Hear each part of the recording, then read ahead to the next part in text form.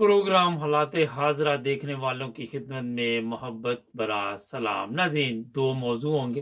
पहले हिस्से में यकूब साहब को लेंगे और दूसरा मैं आपको एक औरत से मिलवाऊंगा जो सरगोदा में रहती है। उसकी वीडियो हमारे सामने आई है, उसकी ऑडियो सुनवाएंगे। उसमें उसने नबूवत का दावा कर दिया।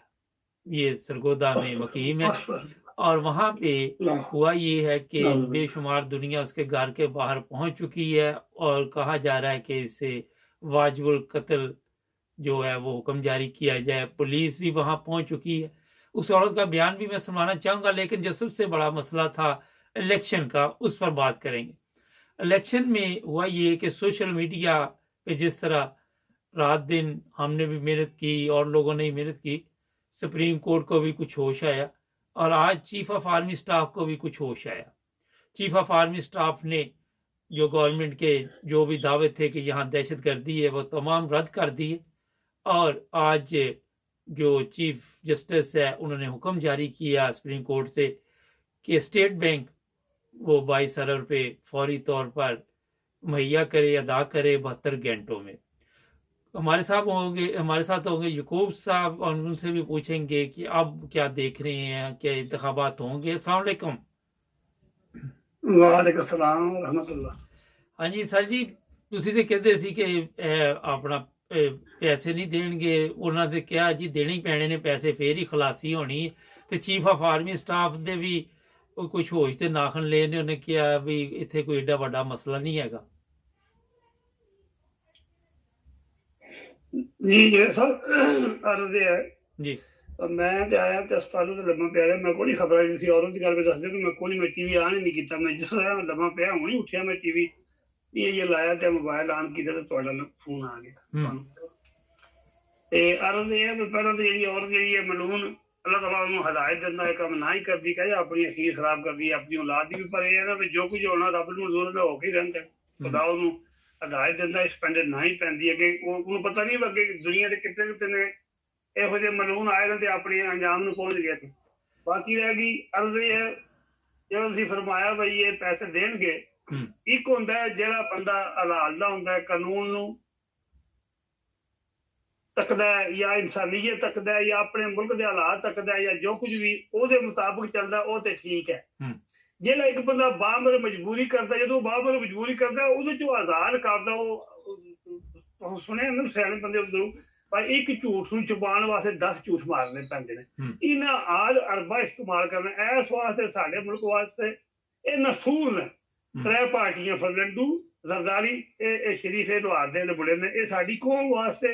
चौथा रल गया आसमा मुनाफिक, ये जेडे ने पंजवां रल गया नाली ना चीफ इलेक्शन कमिश्नर जेड़ा बाजो जेड़ा ना ता उमर बंदियाल साहब ओ जेड़ी उन्हें बड़ी वड्डी गलती की है उन्होंने धोने की कोशिश पे करदे ने। अल्लाह ताला उन्होंने को धोने की जी कोशिश है कामयाब हो जाए और मुल्क जरा बच जाए, मजीद नुकसान ना आए, जान का नुकसान ना आए। लेकिन मैं अज भी कहना जवेद साहब इन्हें बिल्कुल पैसे देने 100 इन्हें जनाबरी रोले टकाने ने।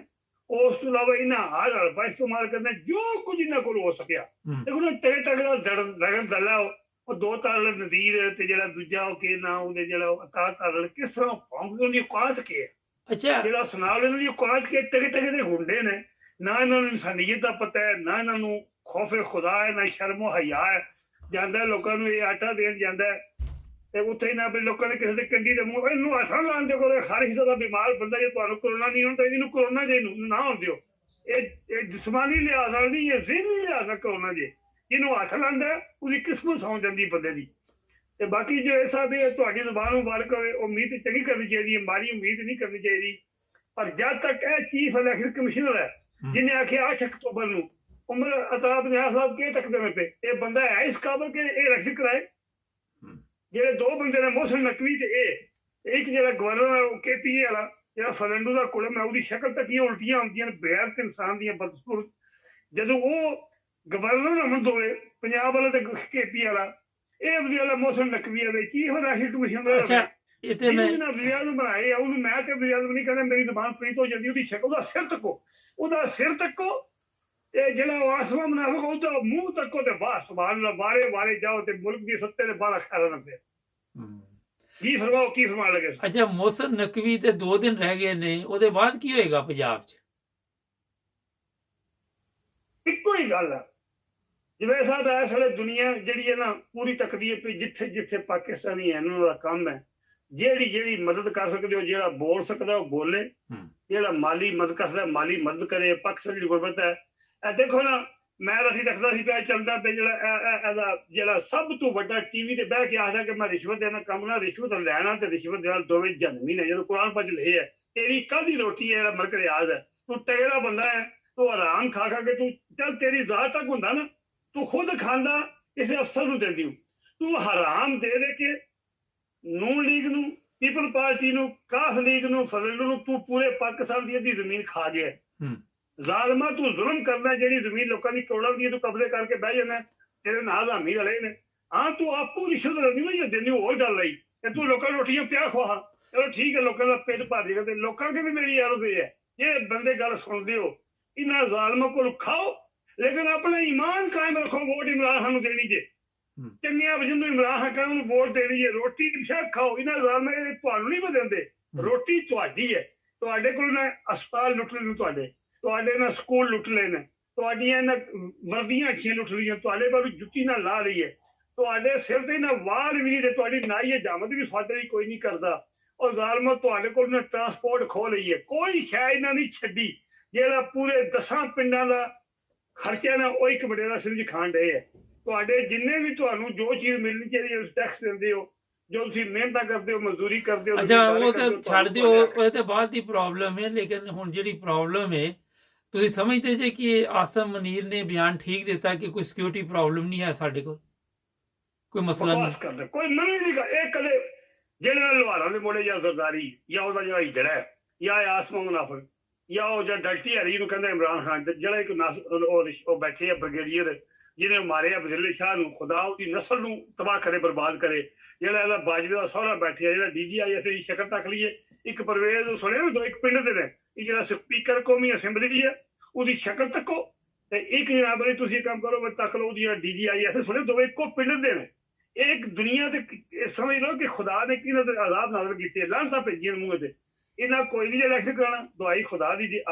ਜੇ ਫਸ ਗਏ, ਕਿਉਂਕਿ ਉਮਰ ਤਾਂ ਪੰਜਾਬ ਜਿਹੜਾ ਉਹ ਵੀ ਖਿਲੋ ਗਿਆ, ਉਹਦੀ ਵੀ ਇੱਜ਼ਤ ਹੈ, ਹਰ ਇਨਸਾਨ ਹੈ, ਇੱਥੋਂ ਤੱਕ ਪਹੁੰਚਿਆ। ਗੁਨਾਹ ਜੋ ਕੋਈ ਬੜਾ ਵੱਡਾ ਤਬਾਹੀ ਉਹਨੇ ਇਹ ਕੀਤੀ ਹੈ, ਜਿਹੜੀ ਪੂਰੇ ਸਾਲ ਚ ਉਹਨੇ ਅਰਬਾਂ ਖਰਬਾਂ ਨੁਕਸਾਨ ਕੌਮ ਦਾ ਕੀਤਾ, ਜਿਹੜੇ ਬੰਦੇ ਮਰਵਾਏ ਨੇ, ਜਿਹੜੇ ਜੋ ਕਰਦੇ ਨੇ ਪਏ। ਇਹ ਆਸਮਾਨ ਮੁਨਾਫਰ ਦੇ ਥੱਲੇ ਨੇ ਬਾਜਵੇ ਦੀ ਜਿਹੜੀ ਪਾਰਟੀ ਹੈ ਪੂਰੀ, ਜਿਹਨਾਂ ਲੋਕਾਂ ਗਰੀਬਾਂ ਨਾਲ ਜ਼ੁਲਮ ਤੁਹਾਨੂੰ ਦੱਸਣ ਦੀ ਲੋੜ ਨਹੀਂ, ਨਾ ਲੈ ਕੇ ਕਿੰਨੇ ਸਾਖੀਆਂ ਨਾਲ ਜ਼ਿਆਦਤੀ ਕੀਤੀ ਹੈ, ਕਿੰਨੇ। ਹੁਣ ਜਿਹੜਾ ਇਹਨਾਂ ਪਰਸੋਂ ਚੌਥ ਦਾ ਜਵੇਦ ਸਾਹਿਬ ਬੰਦਾ ਚੁੱਕਿਆ ਹੈ, ਜਿਹੜਾ ਬੋਲ ਵਾਲਿਆਂ ਦਾ, ਉਹ ਆਕਾਸ਼, ਕੋਈ ਖੌਫੇ ਖੁਦਾ ਕਰੋ, ਕੋਈ ਸ਼ਰਮ ਕਰੋ, ਕੋਈ ਖੌਫੇ ਖੁਦਾ ਨਹੀਂ। ਔਰ ਜ਼ਾਲਿਮ ਦਿਓ ਬੱਚੇ, ਉਹ ਗੈਰ ਮੁਸਲਮ ਹੈ। ਅੱਛਾ, ਉਹਦੇ ਨਾਲ ਹਿੰਦੁਸਤਾਨ ਦੇ ਮੀਡੀਆ ਨੇ ਬੜਾ ਸ਼ੋਰ ਸ਼ਰਾਬਾ ਪਾਇਆ ਦਾ, ਐਸੇ ਬਗੈਰਤ ਨੇ ਜਿਨ੍ਹਾਂ ਨੇ ਵੀ ਚੁੱਕਿਆ ਦਾ ਕਿ ਉਹਨੂੰ ਅਦਾਲਤ 'ਚ ਪੇਸ਼ ਕਰੋ ਜੇ ਉਹਦੇ ਤੇ ਕੋਈ ਜੁਰਮ ਹੈ। ਪੂਰੀ ਦੁਨੀਆ ਦੇ ਵਿੱਚ ਤਮਾਸ਼ਾ ਬਣਾ ਦਿੱਤਾ ਐਸਾ ਬਸ਼ਰਮ ਮਹਿਕਮਾ ਵਾਲਾ, ਜਿਹੜੇ ਇਹ ਕੰਮ ਕਰਦੇ ਨੇ, ਉਹਨਾਂ ਨੂੰ ਸ਼ਰਮ ਨਹੀਂ ਹੈਗੀ ਜੀ। ਜਵੇਦ ਸਾਹਿਬ, ਮੈਂ ਅਰਜ਼ ਕਰਨਾ ਪਿਆ ਕਿ ਖਾਲੀ ਇੰਡੀਆ 'ਚ ਹਿੰਦੂ ਨਹੀਂ, ਮੈਂ ਇਹਨਾਂ ਦੇ ਲਾਂਤ ਪਈਦਾ, ਮੇਰਾ ਭਰਾ ਨਾ ਨੂੰ ਆਪਣਾ ਭਰਾ ਸਮਝਣਾ ਨਿੱਕਾ, ਕਿਉਂ? ਉਹ ਪਾਕਿਸਤਾਨੀ ਇਨਸਾਨ ਹੈ। ਜਵੇਦ ਸਾਹਿਬ, ਨਬੀ ਰਹਿਮਤ ਸੱਲੱਲਾਹੁ ਅਲੈਹਿ ਵਸੱਲਮ ਮੱਕੇ ਤਸ਼ਰੀਫ ਲਿਆਂਦੀ, ਉਦੋਂ ਇੱਕ ਮੁਸਲਮਾਨ ਨਹੀਂ ਹੈ। ਅੱਜ ਦੁਨੀਆ ਪੂਰੀ ਦੇ ਮੁਸਲਮਾਨ ਨੇ, ਹਿੰਦੂ ਮੁਸਲਮਾਨ ਹੋਏ ਨੇ, ਸਿੱਖ ਮੁਸਲਮਾਨ ਹੋਏ ਨੇ, ਕ੍ਰਿਸਚਨ ਮੁਸਲਮਾਨ ਹੋਏ ਨੇ। ਤੁਸੀਂ ਮਦੀਨੇ ਹੀ ਜਾਓ, ਬੜੇ ਬੜੇ ਯਹੂਦੀ ਅਰਬ ਖਰਬਪਤੀ ਉੱਥੇ ਮੁਸਲਮਾਨ ਹੋਏ ਨੇ। ਅੱਜ ਉਹ ਯਹੂਦੀ ਜਿਹੜੇ ਸਾਡੇ ਉੱਥੇ ਅਰਬਾਂ ਜਿਹੜੇ ਸਾਡੇ ਲੀਡਰ ਨੇ, ਇਹ ਕਿਹੜੀ ਗੱਲ ਹੈ? ਸਾਡਾ ਇਸਲਾਮ ਇਹ ਤਾਂ ਨਹੀਂ ਆਖਦਾ, ਪਹਿਲਾਂ ਇਨਸਾਨੀਅਤ ਹੈ। ਉਹ ਇਨਸਾਨ ਹੈ, ਉਹਦੀ ਮਾਂ ਹੈ, ਉਹਦੀ ਬੀਵੀ ਹੈ, ਉਹਦੇ ਬੱਚੇ ਨੇ, ਉਹਦੇ ਭੈਣਾਂ ਭਰਾ ਨੇ। ਜਿਵੇਂ ਸਾਹਿਬ, ਮੇਰਾ ਮੁੰਡਾ ਕਾਲਜ ਦਾਖਲ ਹੋਇਆ ਇੱਥੇ ਇਟਲੀ 'ਚ, ਪਹਿਲੇ ਦਿਨ ਗਿਆ, ਟ੍ਰੇਨ ਨਿਕਲ ਗਈ, ਨਵਾਂ ਪਤਾ ਨਹੀਂ ਨਵਾਂ, ਦੂਜੀ ਤਖਤਾਰ ਜਿਹੜੀ ਖਲੋਤੀ ਜਿਹੜੀ ਨਾਲੋਂ ਦੂਜੀ ਲੰਘ ਗਈ, ਪਿੰਡ ਦੀ ਆ ਗਈ, ਦੂਜੇ ਆ ਗਏ, ਕੋਈ ਨਾ। ਮੈਂ ਅੱਲਾ ਦੀ ਕਸਮ, ਜਿਹੜਾ ਘੰਟਾ ਡੇਢ ਮੈਂ ਕੱਢਿਆ ਜਿਵੇਂ ਸਾਹਿਬ, ਜਦ ਤੱਕ ਇਹਨੂੰ ਜਾ ਕੇ ਮੈਂ ਗੱਡੀ ਲੈ ਕੇ ਇੱਥੋਂ ਲਿਆਂਦਾ ਨਹੀਂ ਸਕੂਲ, ਮੈਂ ਕਿਹਾ ਮੇਰਾ ਮੁੰਡਾ ਕਿੱਧਰ ਗਿਆ ਹੈ? ਹਾਲਾਂਕਿ ਯੂਰਪ ਹੈ, ਮੇਰਾ ਜਿਸਮ ਨੇ ਕੰਮ ਕਰਿਆ, ਜ਼ਾਲਮਾ ਉਹਦੀ ਮਾਂ ਹੈ, ਬੁੱਢਾ ਬੰਦਾ। ਚਲੋ ਅੱਜ ਇੰਨਾ ਹੀ ਬਹੁਤ ਹੈ, ਫਰਾਈਡੇ ਹੈ ਤੇ ਮੈਂ ਜ਼ਰਾ ਉਹ ਔਰਤ ਦੇ ਉੱਤੇ ਇੱਕ ਮਿੰਟ ਮਾਹਰੀ ਮੈਂ ਅਰਜ਼ ਕਰਨਾ ਪਿਆ, ਜੇ ਉਹਨੇ ਕੋਈ ਜਿਹੜੇ ਨਾ, ਇਹ ਜਦ ਤੱਕ ਚੀਫ ਇਲੈਕਸ਼ਨ ਕਮਿਸ਼ਨਰ ਹੈ, ਇਹਨੂੰ ਨਹੀਂ ਲਾਂਦੇ, ਨਕਵੀ ਨੂੰ ਨਹੀਂ ਲਾਂਦੇ, ਬੰਦੇ ਹਲਾਲ ਦੇ ਨਹੀਂ ਆਉਂਦੇ। ਜੇ ਇਲੈਕਸ਼ਨ ਕਰਾਉਣਗੇ ਤੇ ਫਿਰ ਇਹ ਧਾਂਦਲੀ ਕਰਨ ਦੀ ਪੂਰੀ ਕੋਸ਼ਿਸ਼ ਕਰਨਗੇ, ਇਹ ਬੰਦੇ ਮਰਵਾਉਣਗੇ, ਪੁਲਿਸ ਕੋਲੋਂ ਇਹ ਜ਼ੁਲਮ ਕਰਨਗੇ। ਫਿਰ ਜਨਾਬ ਜੀ, ਜੋ ਪਟੋਲੀ ਵਾਰੀ ਹੋਇਆ ਸੀ ਸਰਕਾਰ ਦੀ ਹੋਵੇਗਾ, ਬਿਹਤਰ ਹੈ ਇਹ ਦੋ ਬੰਦੇ, Mohsin Naqvi, chief election commissioner, ਇਹਨਾਂ ਨੂੰ ਬਦਲੋ, ਬਾਕੀ ਟਿਕੇ ਰਹਿਣ। ਚਲੋ ਠੀਕ, ਇਲੈਕਸ਼ਨ 14 ਨੂੰ ਹੋਵੇ ते ठीक है, अल्लाह करम करेगा इंशाल्लाह। अपने प्यारे से आपने सुननी है मजलूम ठीक महलूक है दी। ते बाकी मेरी अपील है, जेड़े जालमो जिन्हां चुके हैं उस बंदे नूं आकाश नूं ਉਹਨੂੰ ਛੱਡ ਦਿਓ, ਖੁਦਾ ਵਾਸਤੇ ਉਹਨੂੰ चलो ਦਾਲ ठीक ਪੇਸ਼ है ਕਰੋ, ठीक ਜ਼ਾਲਮਾਂ है ਕੰਮ सर ਨਾ ਕਰੋ, ਦੁਨੀਆ ਤੇ ਮੁਲਕ ਦਾ ਨਾਂ ਤੇ ਖਾਸ ਕਰ ਮੁਸਲਮਾਨਾਂ ਦਾ ਨਾਂ ਬਦਨਾਮ ਕਰੋ। ਉਹ ਅਕਲੀਅਤ ਚ ਹੈ, ਜ਼ਾਲਮਾਂ ਇਹੋ ਜਿਹੇ ਬੰਦੇ ਨੂੰ ਸੇਵ ਕਰਨਾ ਚਾਹੀਦਾ ਹੈ। जी बहुत शुक्रिया जी बहुत शुक्रिया बड़ी मेहरबानी जी वैसा पल। नाज़रीन ब्रेक लेंगे ब्रेक के बाद मैं वो वीडियो दिखाना चाहूँगा उस खतून की जिसने दावा किया है नबूवत का और तल्लक है सरगोदा से। मुकम्मल रिपोर्ट आपको पाकिस्तान से देने की कोशिश करते हैं। हमारे चैनल को सब्सक्राइब करें, हमें फॉलो कीजिए टिकटॉक पर भी और फेसबुक पर, यूट्यूब पर भी सब्सक्राइब करें और अपने दोस्तों को भी बताएं कि सिर्फ एक ही चैनल है जहां पे सच और हक की बात की जाती है। जी नाज़रीन ब्रेक के बाद आपकी खिदमत दोबारा हाजिर, सुनते हैं पहले इस खतून की बात। जी अल्लाह ताला दी नवाजी हुई बंदियां जी रूहानियत दे साडे नाल कुछ मामलात ने। मेन बंदा मेरी सिस्टर हैगी है, 17 साल तो ओदे नाल है की नाम मामलात ओदा? ने। सना अल्लाह ओ लाहौर च, ठीक है। ए वीडियो ओदी है, मैं ओदे इस सफर च ओदे नाल गवाह हां ओदी। अल्लाह ताला ने मेनू शामिल कीता होया है। हजूर पाक सल्लल्लाहु अलैहि वसल्लम पेशन कोई और तलीम फरमा के गए हुए ने कि अल्लाह ताला अपने नेक बंदियां नाल ख्वाब दे थ्रू राबता फरमाएंगे, ठीक है भाई। सानू ख्वाब दे थ्रू तालीमात आंदियां ने, ठीक है। साडा कोई दुनियावी फायदा नहीं, कोई दुनियावी साडा मामला ਤੁਹਾਡਾ नहीं। ਕੀ ਨਾਮ ਹੈ? मेरा ही ना है, ठीक है। सानू अल्लाह ताला ने ए मेरी नमाज दी जगह है, तुसी प्लीज इत्थे जुत्ती ना रखो, ठीक है। मैं 24 घंटे नमाज परहेजगार रोजे वाली पर्दे वाली बंदी हां। दुनिया असी 17 साल तो छड़ दी हुई है, ठीक है। और साडा बहुत पकीजा हिसाब किताब है, ठीक है भाई। मैं किधरे नहीं जाती, ना मेरे घर कोई आ सकता वे। ऐसी जो बयान दिता वे मेरी सिस्टर ने उस रब दे हुक्म दे नाल जारी कीता वे। असी किधरे भी पीछे नहीं हटांगे। जे साडी किस्मत च शहादत लिखी है, मैं खुशी खुशी कबूल करांगी, ठीक है। बाकी भाई इन्हां सारियां दा हिसाब नहीं बनदा, इन्हां कोल दीन दा इल्म नहीं, इन्हां ने तर्जमा नहीं पढ़ा। ये आगे उसके घर के बाहर के हालात हैं, कोशिश करते हैं कि वहां से भी कुछ आपको दिखा रहे हैं। ਇਹ ਉਹ ਘਰ ਆ ਜਿਹੜੀ ਮੈਂ ਅੱਗੇ ਮਤਲਬ ਆਡੀਓ ਭੇਜੀਆਂ ਵਾ। ਇਹ ਇਸ ਔਰਤ ਦਾ ਘਰ ਆ ਫੈਸਲਾਬਾਦ ਵਿੱਚ ਸਰਗੋਦਾ ਰੋਡ ਤੇ ਸਿਟੀ ਹਾਊਸਿੰਗ ਦੇ ਵਿੱਚ ਜੀ। ਇਹ ਉੱਥੇ ਸ਼ੁਰੂ ਹੋਇਆ ਚੰਗਾ ਫਸਾਦ। ਔਰਤ ਨੇ ਜਿਹਨੇ ਨਬੂਵਤ ਦਾ ਦਾਵਾ ਕੀਤਾ ਵਾ ਉਹ ਆਪਣੇ ਘਰ ਦੇ ਵਿੱਚ ਛੁਪੀ ਹੋਈ ਆ, ਪੁਲਿਸ ਆਈ ਆ, ਆਵਾਮ ਬਹੁਤ। जी नाज़रीन ये काफ़ी लंबी वीडियो है, बहरहाल किस्सा मुख्तसर ये है कि जो कुछ आपने सुना इस वक्त सोशल मीडिया पे भी ये सब कुछ चल रहा है। मैं आपको सिर्फ ये बताना चाहता हूँ कि हमारे जो कानून नाफज करने वाले इदारे हैं पहले इनका चेकअप करवाएं। कई होता ये है कि लोग अपना ज़हनी तवाज़ुन भी खो बैठते हैं, कई परेशान होते हैं, कई डिप्रेशन में चले जाते हैं, बजाय इसके कि जहालत जो हमारे मुल्क में है कि फौरी तौर पर लोग बाहर इकट्ठे हो जाते हैं। पहले देखे तो सही वो कहीं बीमार तो नहीं, कोई अगला बंदा कोई ज़हनी मरीज तो नहीं। और इस तरह के वाक़यात पाकिस्तान में सबसे ज़्यादा होते हैं, क्या वजह है? लेकिन मेरा ख्याल है कि यहाँ पे लोगों को कानून हाथ में नहीं लेना चाहिए, किसी को ऐसा कदम नहीं उठाना चाहिए, क्योंकि जब तक मुकम्मल इंक्वायरी ना हो, जब तक आपको पता ना चले, उसके बाद भी जो कानून है पाकिस्तान का या जो भी है उसके मुताबिक चलना चाहिए। किसी को ये हक हासिल नहीं कि कानून हाथ में ले, इतने जज्बाती नहीं होना चाहिए।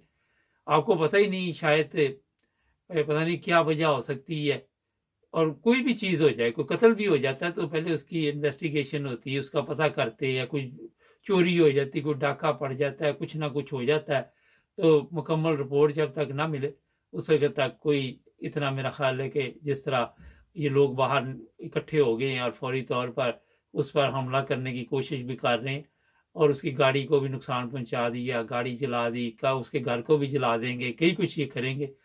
कहीं पे इस चीज़ की इजाज़त नहीं है। जब आपके पास कानून और आइन जिस पर आप अमल तो नहीं कर रहे, सबको पता है, वो अगर मौजूद है तो कोशिश करे उसके मुताबिक चलें। पहली चीज़ तो ये है।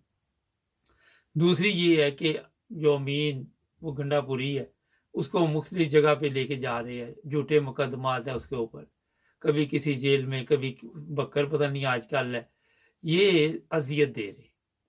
और ये बड़ी तकलीफदेह बात है। इंसानी हकूक़ का वैसे ही वहाँ पे ख्याल नहीं रखा जाता और शर्म का मकाम है। मेरा ख्याल है कि हाई कोर्ट को इस बारे में कोई ना कोई हुक्म जारी करना चाहिए, और अगर मोहसिन नकवी 2 दिन बाद जा रहा है तो सुप्रीम कोर्ट को ऑर्डर करना चाहिए कि कोई ऐसा जज मुकर्रर करे वहाँ पे जो इलेक्शन करवाए।